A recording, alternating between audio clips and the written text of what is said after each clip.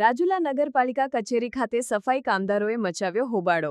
150 જેટલા સફાઈ કામદારોએ એકઠા થઈને રેલી યોજી ચીફ ઓફિસરને આવેદનપત્ર પાઠવ્યો।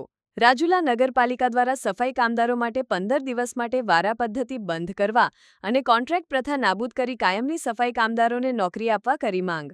કોન્ટ્રાક્ટ પ્રથા બંધ કરો, હમારી માંગે પૂરી કરો સહિત સૂત્રોચ્ચાર સાથે સફાઈ કામદારોએ હોબાળો મચાવ્યો। વાલ્મીકી સમાજના પ્રદેશ જીતુ બારિયાએ તંત્રને 2 કલાકનું અલ્ટિમેટમ આપ્યું।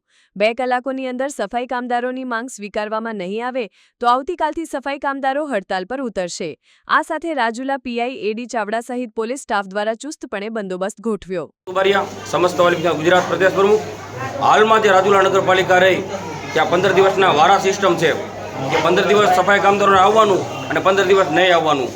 તો આવી પ્રથા ગુજરાતની 149 નગરપાલિકા છે તેમાં કોઈ જગ્યાએ એવી પ્રથા નથી। તો આ રાજુલા નગરપાલિકા દ્વારા જે ઠોકી બેસાડવામાં આવેલી પ્રથા આ તાત્કાલિક આજે બંધ કરવામાં આવે અને જે કામદારો છે એને રેગ્યુલર 29 દિવસમાં રાખવામાં આવે।